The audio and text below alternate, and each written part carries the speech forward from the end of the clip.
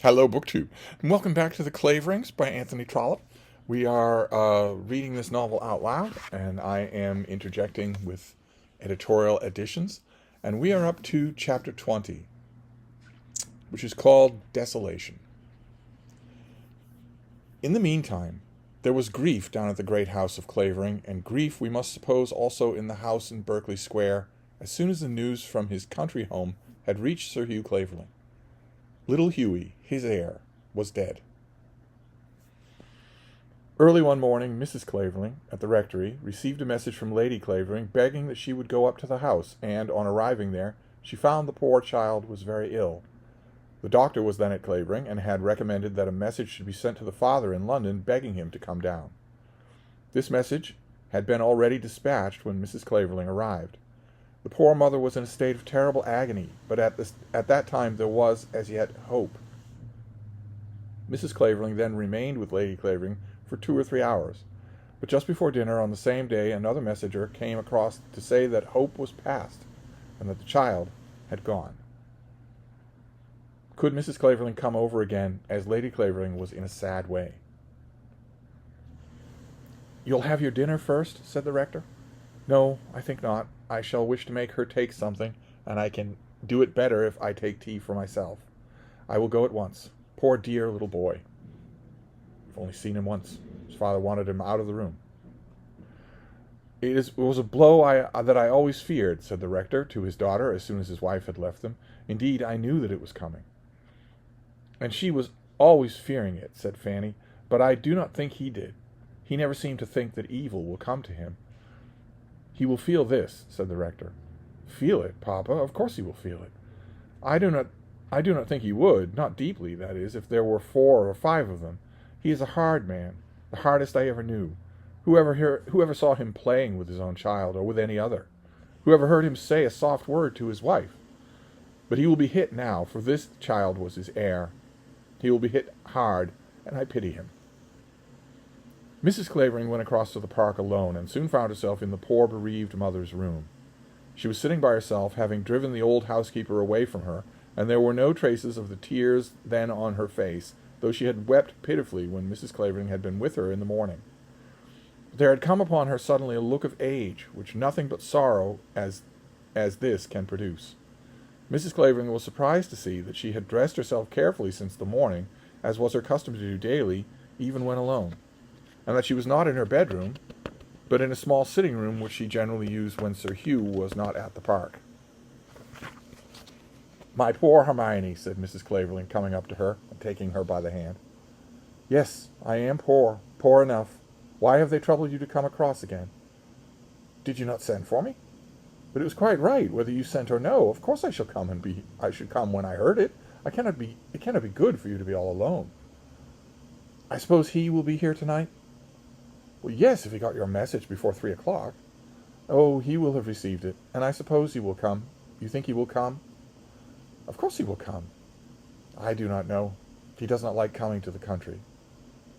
"He will be sure to come now, Hermione." "And who will tell him? Someone must tell him before he comes to me. Should there not be someone to tell him?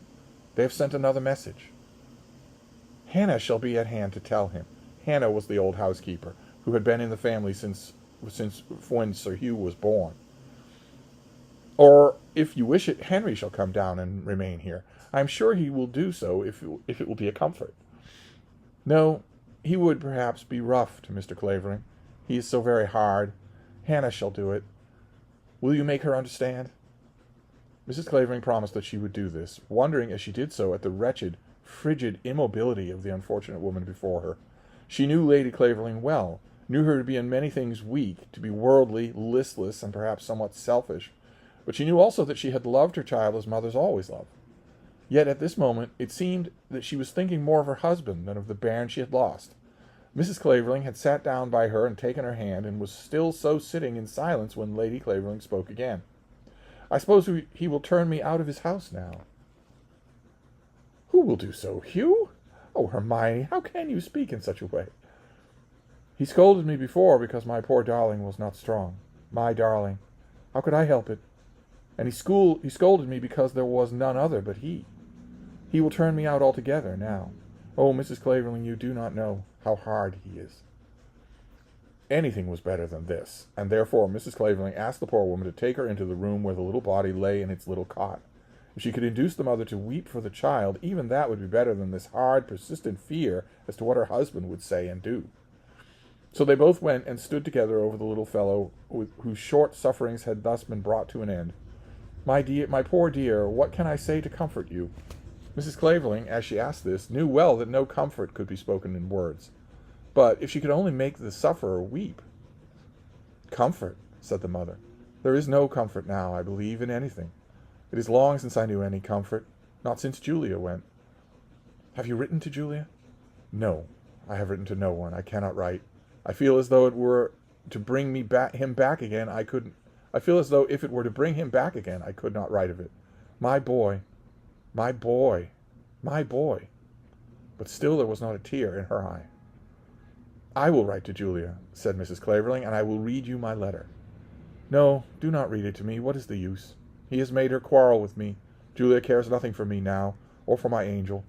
Why should she care? When she came home, he would not see her. Of course she will not care. Who is there that will care for me? Do not I care for you, Hermione? Yes, because you are here, because of the nearness of our houses. If you lived far away, you would not care for me. It is just the custom of the thing.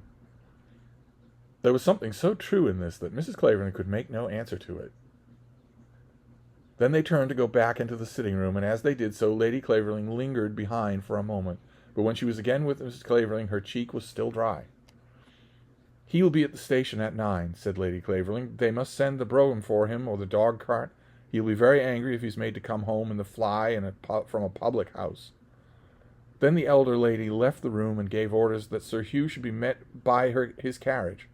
What must his wife think of her husband when she feared that he would be angered by little matters at a time like this?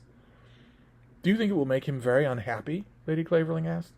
Of course it will make him unhappy. How could it be otherwise? He said so often that the child would die, he will have got used to the fear. His grief will be as fresh now as though he had never thought so and never said so. He is so hard. And then he has such willpower. He will thrust itself off him and determine that it shall not oppress him. I know him so well. We should all make some exertion like that in our sorrow, trusting to God's kindness to relieve us. You too, Hermione, should determine also, but not yet, my dear. At first, it is better to let sorrow have its way. But he will determine at once, said Hermione. You remember when Meenie went. Meenie had been a little girl who had been born before the boy, and who had died when the little one was 12 months old, when it was little more than 12 months old. He did not expect that, but then he only shook his head and went out of the room. He has never spoken to me one word of her since that. I think he has forgotten Meenie altogether, even that she was even here. He cannot forget the boy who was his heir. Oh, that is where it is. He will say words to me such as would make you creep if you could hear them. Yes, my darling was the heir. Archie will marry now and will have children, and his boy will be the heir. There will be no more divisions and no more quarrels, for Hugh will hate his brother now. I do not understand why. Because he is so hard. It is a pity he should ever have married, for he wants nothing that a wife can do for him. He wanted a boy to come after him in the estate, and now that glory has been taken from him. Mrs. Clavering, I often wish that I could die. It would be bootless here to repeat the words of wise and loving counsel which the elder of the two ladies endeavored to comfort the younger, and to make her understand that there were the duties which still remained to her, and which, if they were rightly performed, would in their performance soften the misery of her lot. Lady Clavering listened with that dull, useless attention which on such occasions sorrow always gives to the prudent counsels of friendship. But she was thinking ever and always of her husband, and watching the moment of his expected return. In her heart she wished that he might not come on that evening. At last, at 9:30, she exerted herself to send away her visitor. He will be here soon, if he comes tonight, Lady Clavering said, and it would be better if he finds me alone. Will it be better? Yes, yes. Cannot you see how he would frown and shake his head if you were here? I would sooner be alone when he comes. Good night. You have been very kind to me, but you are always kind. Things are done kindly always at your house, and because there is so much love there. You will write to Julia for me. Good night. Then Mrs. Clavering kissed her and went, thinking as she walked home in the dark to the rectory how much she had to be thankful for in these words had been, in that these words had been true, which her poor neighbor had spoken. Her house was full of love. For the next half hour, Lady Clavering sat alone, listening with eager ear for the sound of her husband's wheels, and at last she had almost told herself that the hour of his coming had gone by, when she heard the rapid grating on the gravel of the dog-cart was driven to the door. She ran out to the corridor, but her heart sank within her as she did so, for she took tightly hold of her balustrade to support herself.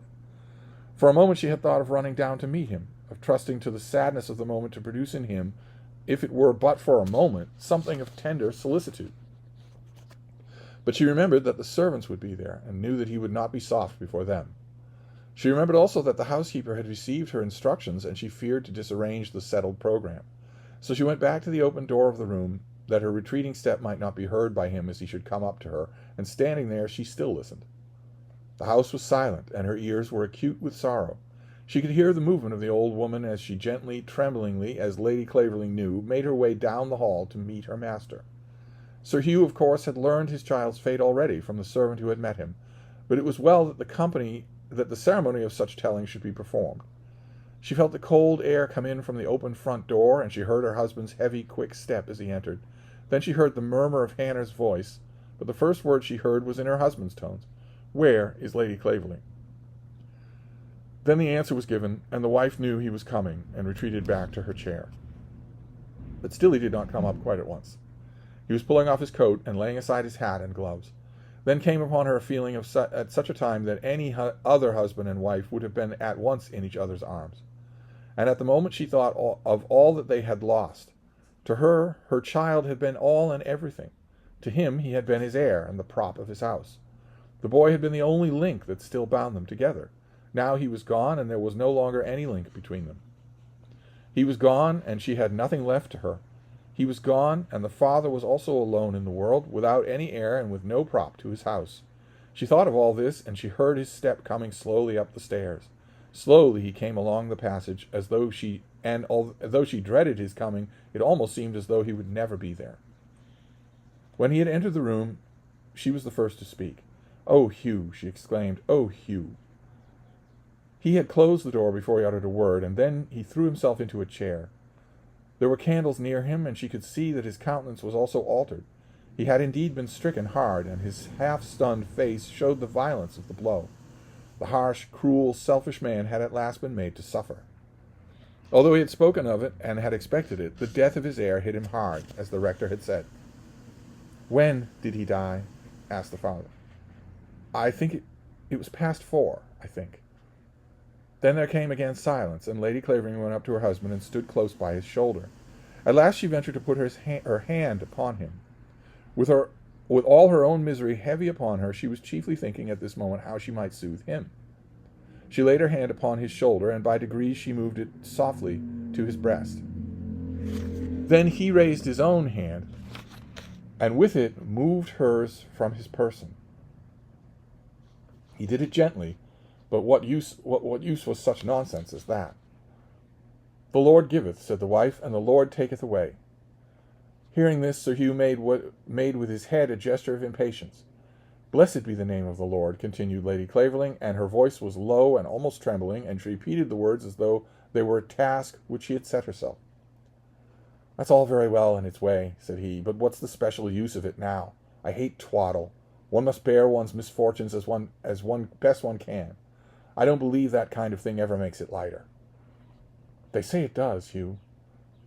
They say. Have they ever tried? If you have been living up to that kind of thing all your life, that may very well be. But that is all. That is as well at one time as another. But it won't bring back my boy. No, Hugh, he will never come back. But we may think that he's in heaven. If that's enough for you, let it be so. But don't talk to me of it. I don't like it. It doesn't suit me. I had only one, and he was gone. It's always the way. He spoke of the child as having been his, not his and hers. She felt this, and understood the want of affection which it conveyed, but she said nothing. "Oh, Hugh, what could we do? It is not our fault." "Who is talking of any fault? I have said nothing as to fault. He was always poor and sickly. The Claverings generally have been so strong. Look at myself, and Archie, and my sisters. Well, it cannot be helped. Thinking of it will not bring him back again. You had better tell someone to get me something to eat. I came away, of course, without any dinner. She herself had eaten nothing since morning, but she neither spoke nor thought of that. She rang the bell, and going out into the passage gave the servant the order on the stairs. It is no good my staying here, he said. I will go and dress. It is the best not to think of such things, much the best. People call that heartless, of course, but then people are fools. If I were to sit here still and think of it for a week, what good could it do? But how not to think of it, said his wife. That is the thing. Women are different, I suppose. I will dress and then go down to the breakfast room. Tell Saunders to get me a bottle of champagne. You will be better also if you will take a glass of wine. It was the first word he had spoken which showed any care for her, and she was grateful for it. As he rose to go, she came close to him again and put her hand very gently on his arm. Hugh, she said, will you not see him? What good will that do? I think you will regret it if you let them take him away without looking at him. He is so pretty as he lays there in his little bed. I thought you would come with me to see him. He was more gentle with her than she expected, and she led him away to the room which had been their own, and in which the child had died. Why here? He said, almost angrily, as he entered. I have had him here with me since you went. He should not be here now, he said, shuddering. I wish he had been moved before I came. I will not have this room any more. Remember that. She led him to the foot of the little cot, which stood close by the head of her own bed, and then she removed a handkerchief which had been laid upon the child's face. Oh, Hugh, she said, throwing her arms around his neck. She wept violently upon his breast. For a few moments he did not disturb her, but stood looking at the boy's face. Hugh, she repeated, will you not be kind to me? Do be kind to me. It is not my fault that we are childless. Still he endured her a few more moments longer. He spoke no word to her, but he let her remain there with her head upon his breast. Dear Hugh, I love you so truly. This is nonsense, said he, sheer nonsense. His voice was low and very hoarse. Why do you talk of kindness now? Because I am so wretched. What have I done to make you wretched? I do not mean that, but if you will be gentle with me, it will comfort me. Do not leave me here all alone, now my darling has been taken from me. Then he shook her from him, not violently, but with a persistent action. Do you mean that you want to go up to town? He said. Oh, no, not that. Then what is it you want? Where would you live, if not here? Anywhere you please, only that you should stay with me. All that is nonsense. I wonder that you should talk such things now. Come away from this, and let me go to my room. All this is trash and nonsense, and I hate it. She put back with careful hands the piece of cambric which she had moved, and then, seating herself in a chair, wept violently, and her hands close upon her face. That comes of bringing me in here, he said. Get up, Hermione. I will not have you so foolish. Get up, I say. I will have the room closed till the men come. Oh, no. Get up, I say, and come away. Then she rose and followed him out of the chamber, and when he went to change his clothes, she returned to the room in which he had found her. There she sat and wept, while he went down and dined and drank alone. But the old housekeeper brought her up a morsel of food and a glass of wine, saying that her master desired that she would take it. I will not leave you, my lady, till you have done so, said Hannah. To fast so long must always be bad. Then she ate the food and drank a drop of the wine, and allowed the old woman to take her away to the bed that had been prepared for her. Of her husband she saw no more for 4 days. On the next morning the note was brought to her, in which Sir Hugh told her that he had returned to London. It was necessary, he said, that he should see his lawyer and his brother. He and Archie would return for the funeral. With references to that he had already given orders.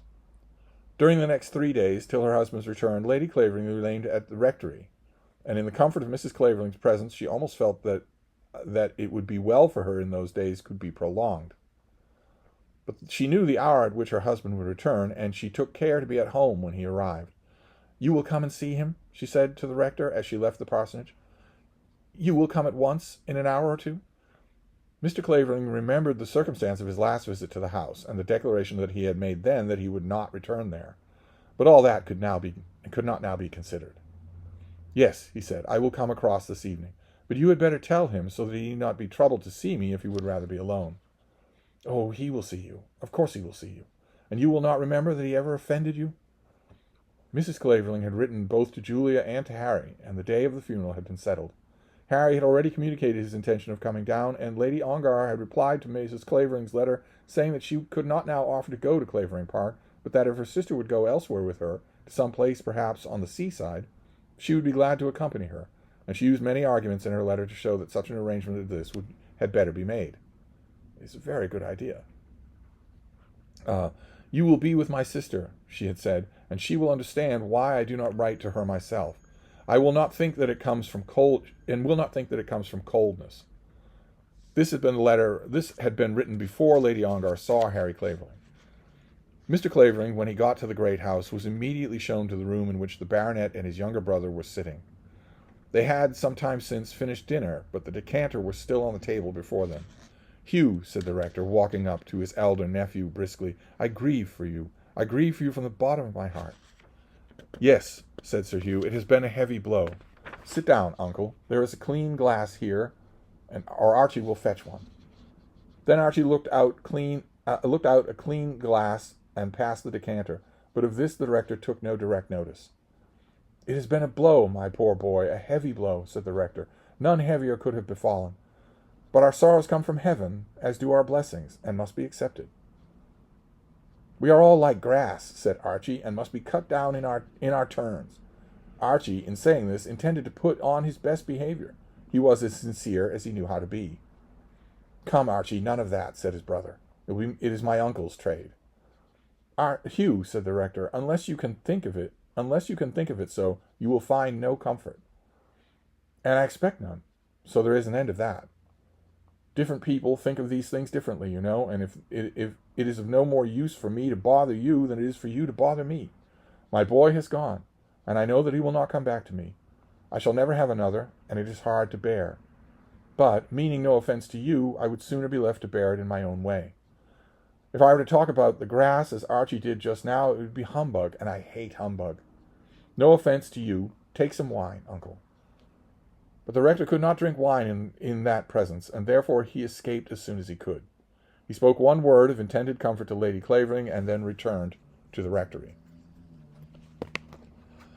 And that is chapter 20, the death of the little boy, barely lived at all, and the reactions of everyone in the Clavering family. In a more sympathetically drawn character, in a different version of Hugh Clavering, his reaction against humbug might be not only justifiable, but maybe even identifiable. Some people do react to grief that way. But we saw them alone, and that's not justifiable. We saw the husband and wife alone, and he's a monster. So we have a bell note of simple tragedy right here in almost the middle of the book, after some moments with some passages of high comedy. And there's not much more to be said. Of course, this changes the geometry of the book just a bit. It puts both Archie and Harry Clavering one step closer to a future that they thought they were not going to see, as long as Hugh Clavering has an heir. But the main import, I think, is the human import. And when it comes to the question that I often get asked, not only of what I think of Charles Dickens, but what I think of Charles Dickens in relation to what I think of Anthony Trollope, I want to ask you a question, and I think you will answer it with horror, with quiet, personal horror. Imagine that chapter written by Charles Dickens. I try not even to imagine it. I try not to imagine it. I'm very glad that it was written by Trollope. I'm glad we're reading this kind of a chapter written by him instead of this kind of a chapter as it was written by Charles Dickens. And we will move on next time to see the ripples that move outward from here. And I'll see you then. Thank you, BookTube.